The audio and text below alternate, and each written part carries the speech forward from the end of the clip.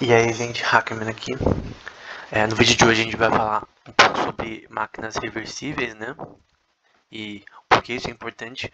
De um computador ser reversível poderia fazer ele gastar muito menos energia e ter muito mais eficiência na parte da computação, o que seria algo extremamente interessante para os computadores atuais. E uma coisa que pode meio que ajudar a dar um paradigma relacionado a isso da época é o paper de Benioff, né? Modelos de Turing Machines, né? No caso seriam computadores que não dissipam energia, né? E tem essa questão em computadores quânticos que, por incrível que pareça, eles gastam realmente muito menos energia do que um computador comum, né? Então, no futuro, quando um computador quântico ele ser realmente é, razoavelmente comprável, né? Tipo, que a maioria dos laboratórios poderem ter o seu próprio computador quântico por um preço acessível, não milhares de dólares, né? Mas um preço acessível, sei lá, vamos supor que venha para 5 mil dólares ou menos. Já seria um preço acessível para a maioria dos laboratórios e para pessoas, né, que querem usar esse tipo de equipamento. Embora não tenha, tem pessoas que estão tentando criar, né, um computador quântico mais para desse tipo de desktop, né, que qualquer pessoa poderia usar em casa, mas não é tão simples, né? Mas enfim, tem essa questão que eles realmente gastam menos energia e tem essa questão de se eles são ou não reversíveis, né? Se os computadores quânticos são reversíveis. Os computadores atuais, seu celular, sua maquininha que passa para limpar a sua casa, sua Smart TV, que todos esses sistemas, mesmo que usam menos computação, eles usam computação, eles não são reversíveis. Eles gastam muitos joules por computação. Estava até escrito nesse paper, né, na parte da direita ali. Esses modelos também dissipam nenhuma energia, que é essencialmente um limite quântico, né, do sistema como um todo, né? Então, essa questão de que seria mais gastaria menos energia e na prática é isso.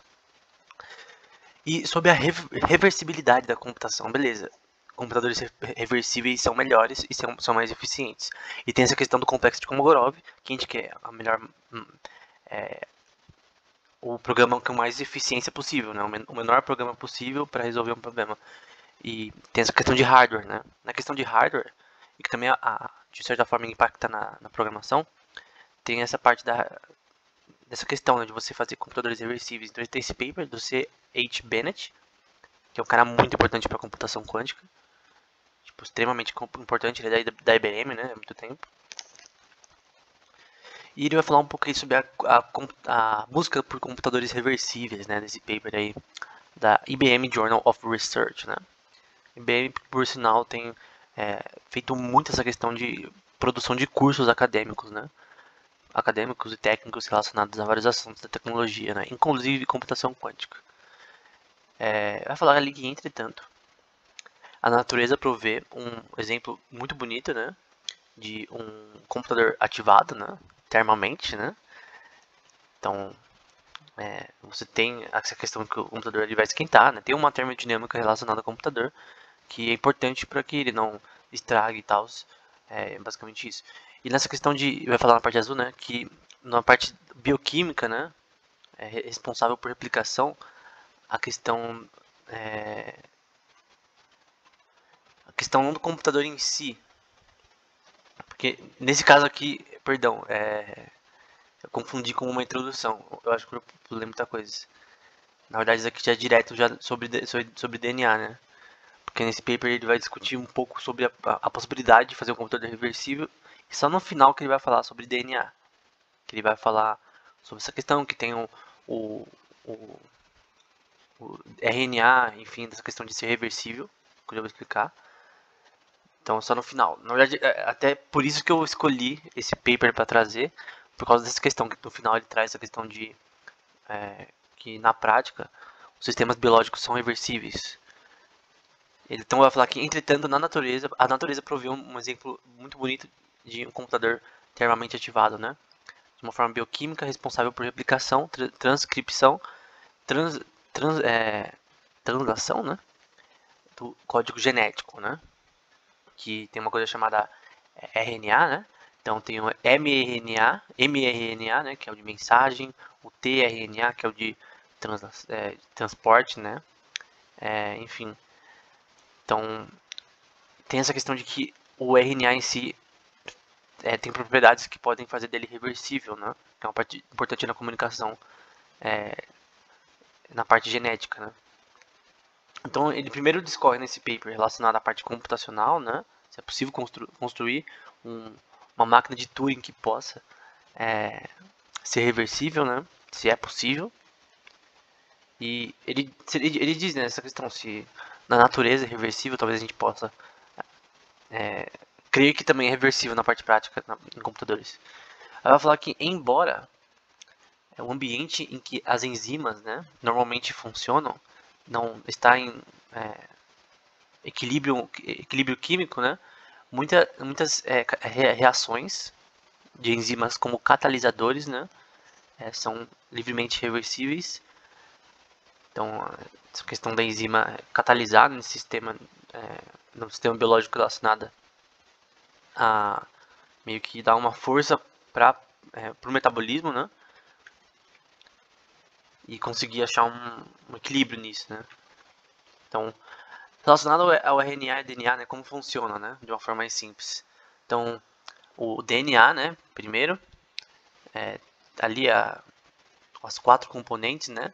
Citosina, guanina, adenina, timina, né? Esses são os 4 componentes que compõem toda a estrutura do DNA humano, né? Então, o DNA, como você vai fazer lá o teste, eles vão recriar, eles vão pegar uma amostra do seu DNA, né? Vamos supor com sangue, e eles vão usar uma coisa chamada PCR para recriar, né? Reconstruir, fazer uma cópia, né? Do modelo de DNA que você tem, né? Então, da sequência de citosina, guanina, adenina e timina que compõem esse DNA. E dá pra ver que tem essa dupla hélice, né, combinados, né? Então, por exemplo, uma adenina com timina, e ao contrário, citosina com guanina, enfim, e assim sucessivamente. E na parte esquerda o RNA, né, que vai ter ali citosina, guanina, adenina e uracil, né? Então, a letra U a mais ali. Só que o RNA, ele não é de dupla hélice, né? Ele é só de uma, né? É só de uma base, né? E o RNA, na verdade, vai ser importante para a comunicação do DNA para as outras, para essa transmissão, né? Relacionada ao DNA. Então ele vai ser meio que como algo que permite que seja codificado, né? Os genes, né? Corretamente. Então, um exemplo simples, né? Você tem ali o DNA, né? Na parte do meio. O mRNA, que é o de mensagem, uma transcrição, né?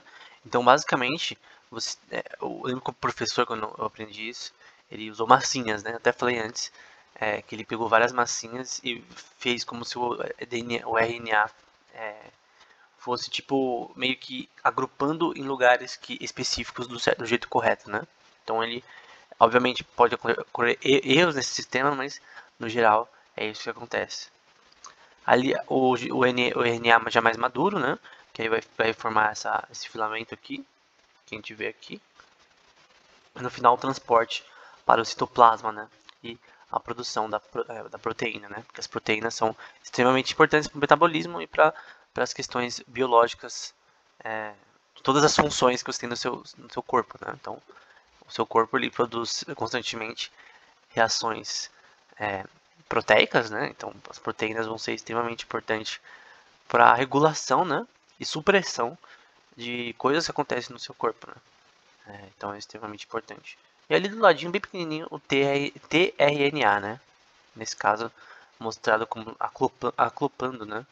O mRNA por fim, né? Isso é como um transporte. Então mRNA, tRNA são essas questões. Então é basicamente isso. Aí a questão, será que esse processo é reversível, né? Será que você consegue fazer uma reversão desse processo? E ele vai dizer que aqui que a natureza consegue. Lembrando que esse paper é de 1973, tá? Aí vai falar que concentrações no qual, aqui voltando para essa daqui, tá? Então vai falar, alguém pode achar algo em equilíbrio, né? Aqui na parte química de concentrações. tanto para frente quanto reversas, que podem ser produzidas rapidamente, enquanto reações competindo, né, não catalisadas em diversos tipos de velocidade, né? Então, essa questão de que usar essa expressão, porque no paper ele discorre tipo 90% sobre a parte computacional, né? Se o computador é reversível. Depois ele descreve essa parte de DNA, eu achei bem interessante. Aí, de novo sobre a enzima, né? A enzima pode ser então comparada como se fosse uma fita de cópia, né? Uma Turing Machine, que os produtores, né, funcionam como multiput, né? Em vez de escrever, né? Então, como ele está citando a enzima na parte de catalisação, né, como uma fita, né, que pode copiar os sistemas, né, dentro da parte biológica. Enfim, então é estranho comparar uma enzima com uma Turing Machine, mas é uma coisa bem legal. Aí é um exemplo, né, de uma proteína, né, bacteriana, se não me engano. Então a estrutura 3D, né, só para dar uma noção de como funciona, né. Então, e aqui eu só vou citar alguns papers, né, relacionados ao assunto. Tem esse paper que, deixa eu ver a data aqui, foi escrito antes desse, né, do Peter Gajdusek, sobre DNA reversível, né. Talvez tenha um paper antes desse, mas esse daqui falando sobre essa questão de um método, né, para você que eles usaram para identificar essa questão essa questão de modificação do DNA, né? Se é um processo que é reversível. Então, hoje em dia a gente faz PCR, a gente consegue analisar o DNA e sequenciar o gene humano, né? Mas naquela época não era assim. Então, tinha essa questão, será que é reversível? Será que a gente consegue reverter o processo? Então, tem muito a ver com esse tema do paper do Bennett. Outro paper aqui mais recente, 2018, sobre RNA reversível, modificação no RNA, com uma coisa chamada metiladenosine, né? Que vai ser como M1A. No mRNA e no tRNA, que o mRNA é de mensagem, né? Lembra? Mensagem e o tRNA é de transporte, né? E basicamente um paper bem pequeno, né? Eles vão mostrar na prática, a única imagem que eles mostram é essa. Então estaria em cima do citoplasma, a mitocôndria, o núcleo ali na direita, o mRNA e o tRNA. E o que eles fizeram foi explorar essa questão dessa parte específica, que é o M. Eles ficam com MMA, mas é metiladenosine, né? Então eles tentam mostrar como algumas pesquisas relacionadas a esse tema sobre essa questão de você fazer modificações práticas nesse composto específico. Então, por exemplo, usando sequenciamento moderno, né, que a gente chama de Second Generation Sequencing, né? Então, você preparando ali a substância, fazendo o sequenciamento, eles falaram ali com nucleotídeos desse químico, né? Desse elemento químico. Elemento não é assim que fala, né? Mas enfim, desse negócio aqui, metiladenosine, o não tratado tem um alto nível de mutação, né? Que pode ter muitas deletações no gene, né? Então, tinha um problema que a gente vai ver dessa questão na conclusão. E com a técnica que eles usaram, né, não teve nenhuma mutação. Então, o que eles fizeram foi meio que corrigir esse sistema biológico. Eu tenho aqui é o... Não, acho que eu não coloquei a conclusão, né? Mas basicamente é isso.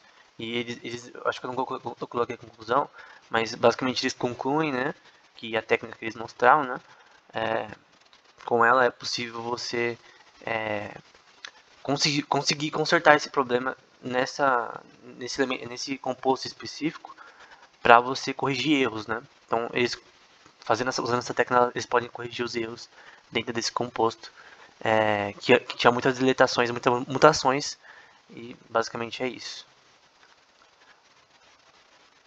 E outro também sobre essa questão do RNA ser reversível, né?